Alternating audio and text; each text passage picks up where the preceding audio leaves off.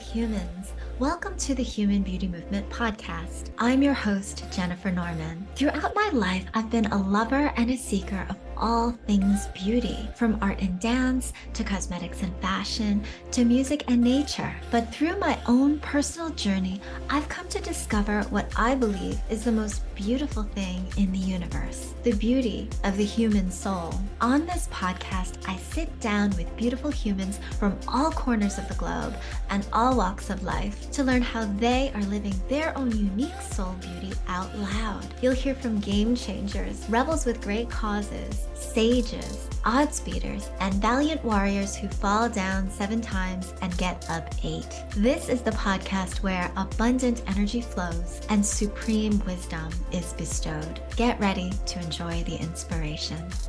Hello, beautiful humans. Today, we're going to talk about career transitions and overcoming self-limiting beliefs. My guest is David Petrovay. David is an employment strategist and an author. His latest book, Life Between Jobs, Out of Work, Not Out of Worth, is available now. Welcome, David. Well, thank you for having me, Jennifer. I'm delighted to have you here. Now, you've got to tell us about your own early career and what caused you to make a career transition. Oh, well, that's a great question. Well, I grew up in the 50s and 60s. That's when I went to school. So that gives some sense where I am in terms of time. So when I was in college, I was graduating during the height of the Vietnam War.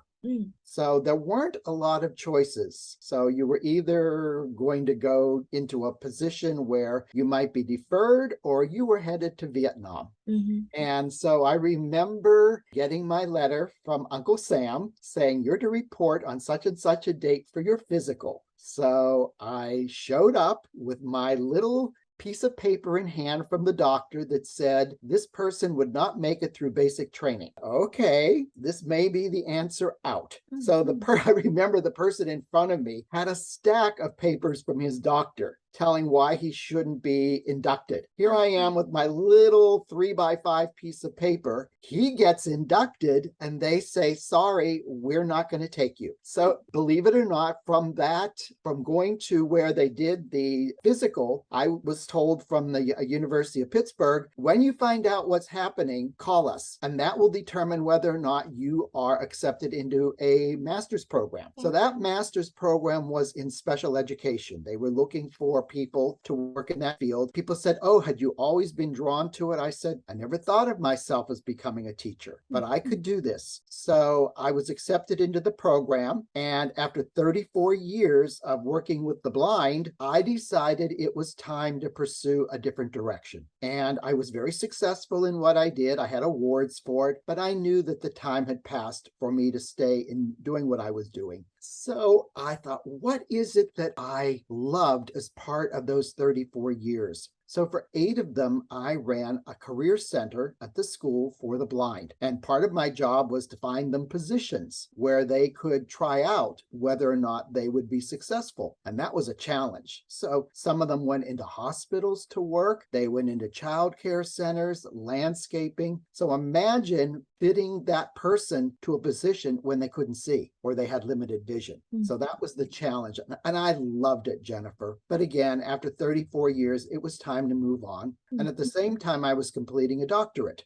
So I thought, okay, what do I do with this? And I thought next logical step would be to go into career counseling. Well, for those of you who are listening, easier said than done, because when I did informational interviews, and as a result of it, the people I spoke to would say, well, you should be a teacher. And I said, but that's what I just left. And it's the old, if it looks like a duck, it quacks like a duck, it's probably a duck. So they were seeing the duck in me. They were not seeing the rooster or whatever else was out there. And I decided to make the switch. And so I conducted informational interviews with people who did this kind of work. And as a result of that, it led me into my first job. I was a career coach. Now, how things work out, that job involved working with adults who had disabilities. So I was able to bring that experience into the mix. And I only lasted in that job a short time because I realized I was underemployed. I needed to move on. So then I tried a one stop, and I did that for about a year and a half as I finished my doctorate, again doing drop in. And I thought, this is not challenging enough for me. Why? I have all these wonderful ideas, but they're not open to what they are and how I could use them. So what was the next logical step? Going into business for myself. So in the end of 2008, after finishing my doctorate, I started my own private practice. And I love it. So that's really my journey from where I was to where I am today. Amazing. Now, over the past couple of years, I would say, I mean, there has been such a dramatic change between when people would go for a job when you were coming out of college versus kids coming out of college today, where if you had a certain skill level, you'd go into manufacturing, you go into a service, and it was a job and it would become almost like a lifelong career, or at least seemingly for a very extended period of time. You did it for 34 years, which to many is an entire career. And now people are looking more for fulfillment, I think. But I mean, does that just describe it? There are so many seismic shifts that are happening in the workplace right now. I'm curious to see what kind of sentiment that you're seeing in what you're doing. Well, I think, Jennifer, in my era, it was pretty effortless to get a job. It Mhm. really was. I remember the first job that I had, I really didn't apply. The principal of the school where I was doing my student teaching came up to me and said, I don't know what your plans are after you complete your program, but we would like to have you work here. I mean, it was as simple as that. And so it was almost as if the interview was something that was second, thought to them. And okay, I could do this because this is my training and this is a great place to start. So it was easy Mhm. to get jobs back then. You Mhm. pretty much slipped into them. And many people, they followed the footsteps of their parents. So they stepped into the type of work that maybe they were doing. And so it was a very different era. The idea of a resume, I never had a resume when I applied for that first position. Now you won't even be considered without a really well-written resume. So other thing is, I believe we have this whole approach now to mindfulness Mhm. where it's you understanding who you are and what your strengths are that you would bring to the workplace. And people really need to be spending more time being introspective into what they bring. And that's a lot of what's included in life between jobs. It's an opportunity for you to step back and really examine who you are and what you want in life. So there is a big difference. No one ever asked those kinds of questions Yeah. when we were growing up. Not just what do you want to do? Why do you want to do it? Exactly. And I find that people are often drawn to companies that align with their values now. Values really matter. And a lot of people feel reticent to work for companies that are not as good to their employees, or maybe even a certain category or a type of business that just is, not something that they would be interested in working for because it doesn't align with their values. Do you see more and more of that coming to fruition as well? Well, the interesting thing about this, and it's a perfect question, is I was just listening to an interview that someone was giving, and they were talking about toxic work environments. And I hear a lot of that from my clients. Yeah. And it is the buzzword right now, toxic work environments. And the question was, where do we think that comes from? Is it because managers are not trained to be supportive? What is it that contributes to this? And one person gave the perfect answer. It's because we're not aligned to the work that we need to be doing. So we're putting ourselves in environments that do not support who we are and what we want to do. It's knowing what your own mission and vision are in life, Mhm. and then seeking out companies, as you said, that support those values. Mhm. And that setting may not work for you, but for the next person, it could be perfect. It could be just what they're looking for. So it's less about the environment being toxic. It's more about whether or not you're aligned. And I think that from my own experience and from what I've also heard, there are companies that do have very visibly stated values and very clearly expressed values. But unfortunately, either management or leadership or the workers do not uphold those values. And so there is this dramatic dissonance dissonance between the way things are and the buildup of toxicity versus what the aspiration is. And that itself creates this conflict. Right. And you'll go into buildings and you'll see their values posted. Mhm. And then you wonder, as you said, whether or not they really live by those values and what people have to surrender in terms of not living up to them if that was their original belief. Oh, this is a company that values integrity, and yet you don't see integrity being practiced in the workplace. Mhm. Then how do you live with that? Or do you live with that and say, no, no, thanks? And it was very interesting too. I just was listening to a group of people and we were talking about my Myers-Briggs right before this with my being an ENFP. And what the ENFP people were sharing was that because of this, like you said, dissonance with the values, they said, I can no longer work in this environment. And Mhm. so many of them who had been highly successful said, no, I need to pull the plug and either look elsewhere or start my own company, which is what I did. Exactly. And it's what I did too. Now, getting fired or laid off can take such an emotional toll on a person. And your book actually helps people gain back their sense of self worth. Can you tell us a little bit more about what's inside your book? So it really addresses 5 psychological areas that people face when they are between jobs. And I did not invent these. These 5 areas came from a number of workshops that I had delivered where I began to see common themes. And so the common themes that I saw were self-confidence, and that is a big one, okay, especially if you've been laid off or fired. The other one is perseverance, the willingness to stick to this. Acceptance, and I think acceptance is such a big part of the process that people go through when they've been laid off or they've been fired. And it really focuses, Jennifer, on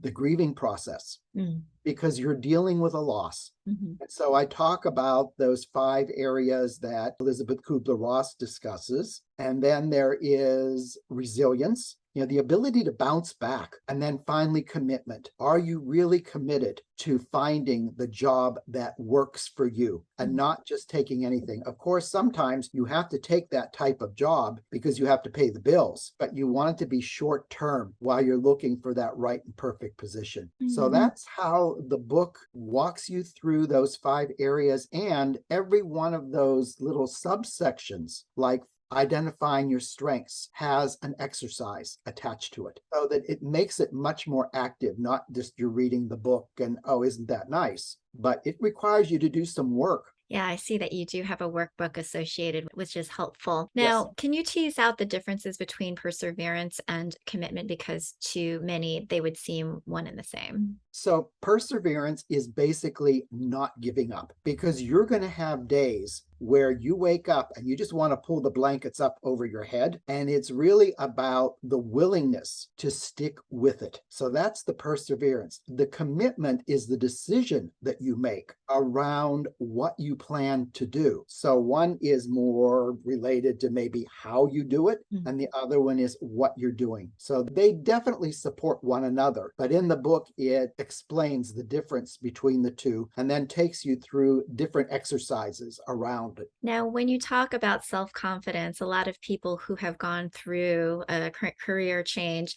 do, as you say, have a lack of self-confidence, and they have these inculcated beliefs about themselves or these self-limiting beliefs. Can you talk a little bit more about self-limiting beliefs and what we can do to overcome them? So right now, this whole concept of self-limiting beliefs is a hot topic. It really is, Jennifer. And so these are the thoughts that you create. You weren't born with them. Okay, that's the first thing. You came into the world, like they say, a blank slate. And then you began to become influenced by the people around you. Now, it would be wonderful if everyone would support their child growing up with, you can do this. I'm here for you. You may not do it well the first time, but remember, this is about progress, not perfection. Those would be supportive beliefs. limiting beliefs are, who do you think you are? You could never do that. And it leads us to what we call the imposter syndrome, right? We've all heard of that, where, oh, if people only knew how limited I am, I would be out of a job. So it's the messages that we give ourselves that actually guide our lives. So when you say, I'm too old, that's a limiting belief. Okay. No one would hire me. That's a limiting belief. And what happens, as you know, Jennifer, is when you play these tapes, these limiting beliefs over and over again, they become the way you see and experience the world. This is why we have what we call self-fulfilling prophecy. If you believe that you're too old to get a job, guess what? You'll be putting out whatever that says to the people who are hiring,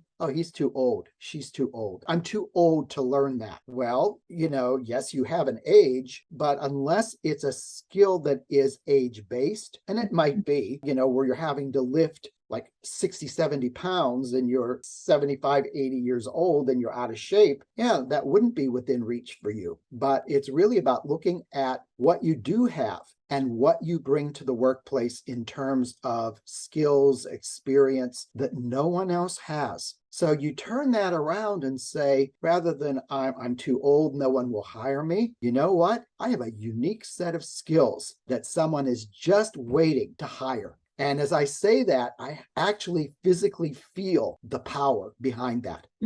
So think about when you do limiting beliefs and what it does to your energy level versus making empowering statements. And people said, oh, but that would never work. There's another limiting belief. So you see how they will reinforce one limiting belief with another to where they go nowhere in life. That also occurs on the hiring side, I would say. There are limiting beliefs with respect to the choices that some employers will make in terms of candidates, where they might say, oh, this person's overqualified, or this person has way too many years, this person's too expensive. So, what would you say to hiring managers to overcome certain limiting beliefs? Well, it really brings it all back to them being willing to examine their own limiting beliefs.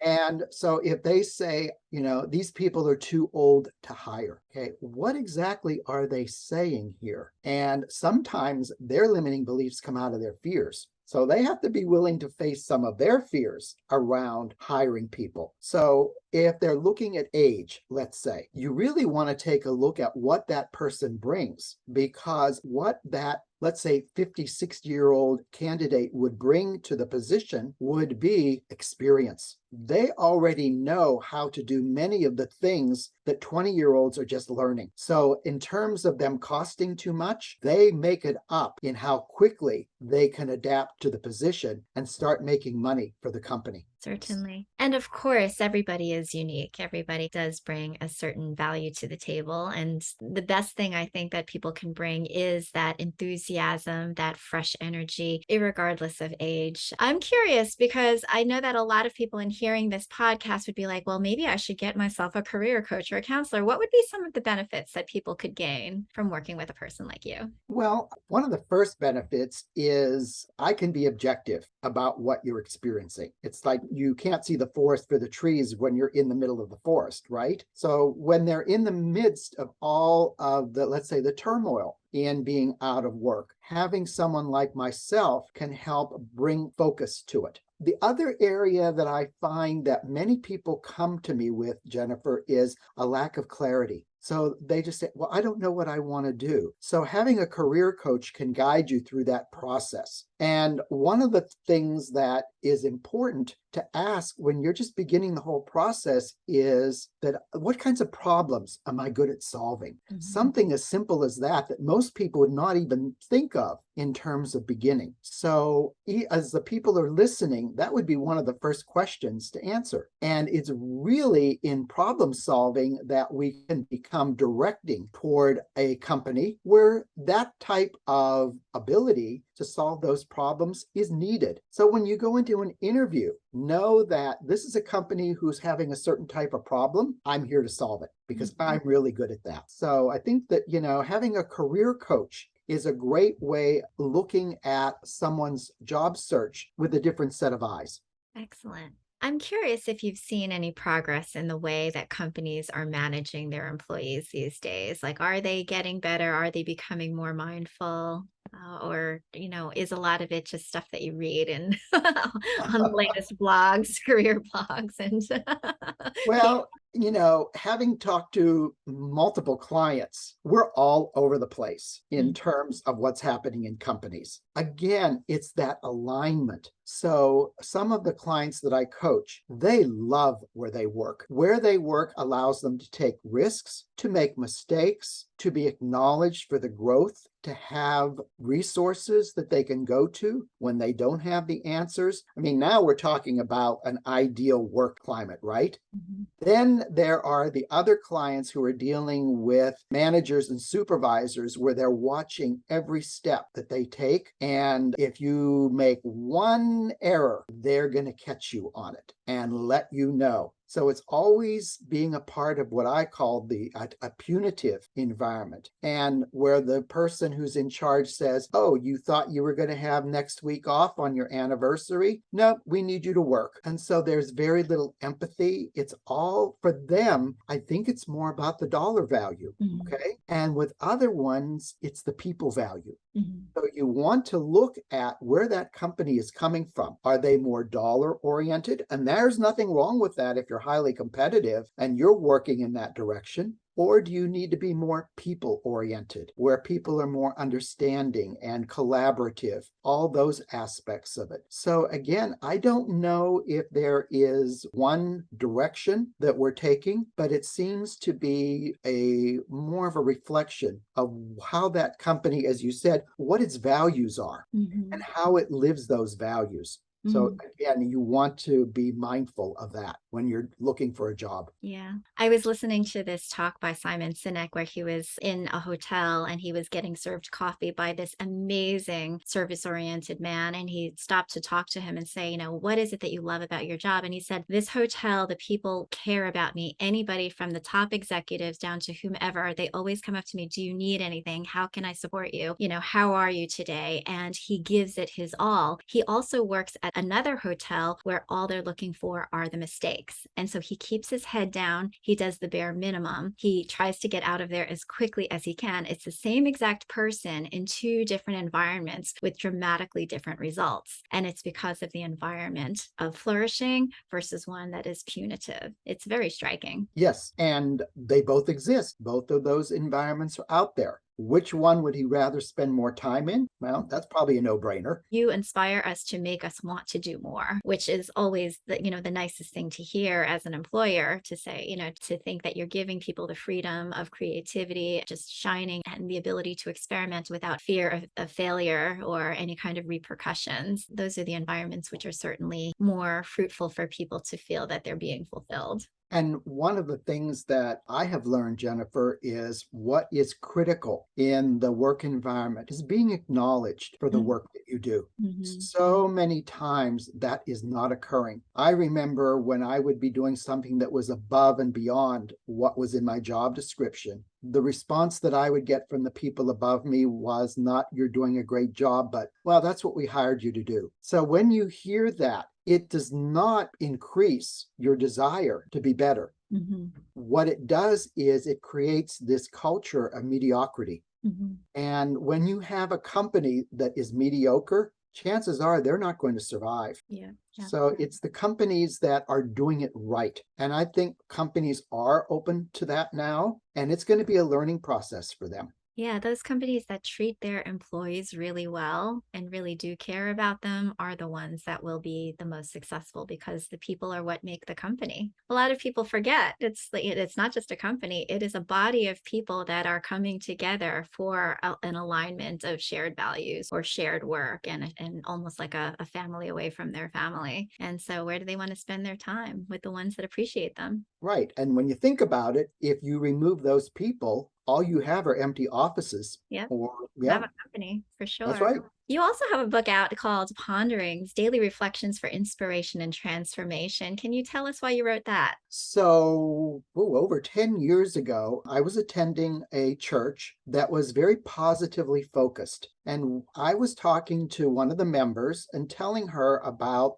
my thoughts. And she said to me, have you ever thought about writing a blog? And I said, oh, that's an interesting thought. So this was in August of 2010, okay, I wrote my first blog. And it was posted on my website. And I made a commitment, okay, there's that commitment, different from perseverance. It was a decision. That's really what a commitment is, a decision to write a blog every day. So for about 6 years, I wrote a blog every morning, and it was to inspire people. And then after I collected enough of them, Jennifer, I thought, all right, I'm going to recycle 6 of them and write a new one every Monday. So I have been doing that. And I wonder sometimes who it's meant for, the reader or myself, because oftentimes it's what's going on with me that I share. And so the book is divided into 10 sections. Among them would be desires, intentions, gratitude, thoughts, feelings. And so each of those sections contains 28 entries, and they're designed to inspire and transform through a reflection. So each of the entries ends with a question, and then there is space below it for people to write what their response would be related to that. So, it's not one that is a calendar based where he doesn't start on January 1st and go through December 31st. Said you can just open it up, and whatever it opens up to is what you're meant to read that day. And I get great feedback on the difference it's made for people. That's good. And that reminds me, because I was going to say, in contrast, I read Angela Duckworth's Grit book, which is, a very good book. And when I think about words like grit, perseverance, commitment, a lot of times I think people think drudgery, torture, slavery. And so there is a mindset shift that needs to happen about those words, I think. And maybe there are alternative words that people can use that sounds a little bit more light and joyous and carefree in order to make all of these things. And, Angela Duckworth talks about it's like the minutia of every day. And even in a marriage, it's like the everyday, just the mundanity, and getting used to it and being able to live through it gets you to a level of success over time. But to me, I like to think about inspiration, enthusiasm, the joy of like making every day as great as possible. And that way you're doing every action and you have that built-in perseverance and that commitment to the cause, which helps to kind of make things a little bit more palatable potentially. And perhaps that's something that's also built into your Ponderings book. Yes. So when you think about commitment, you gave a perfect example, Jennifer.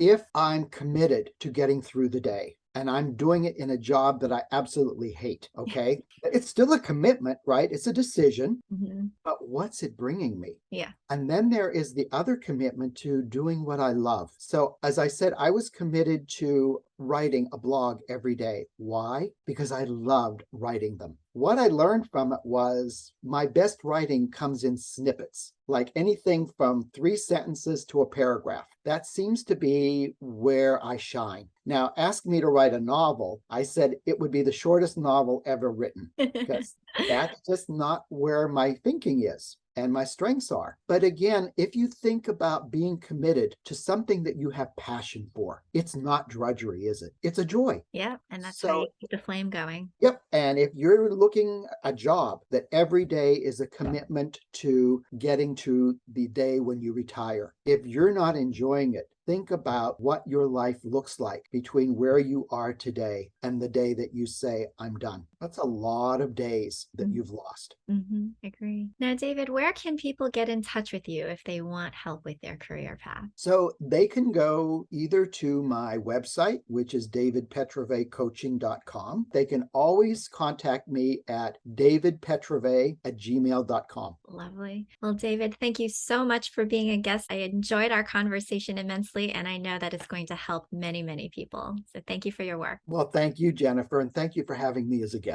Thank you for listening to the Human Beauty Movement podcast. Be sure to follow, rate, and review us wherever you stream podcasts. The Human Beauty Movement is a community-based platform that cultivates the beauty of humankind. Check out our workshops, find us on social media, and share our inspiration with all the beautiful humans in your life. Learn more at thehumanbeautymovement.com. Thank you so much for being a beautiful human.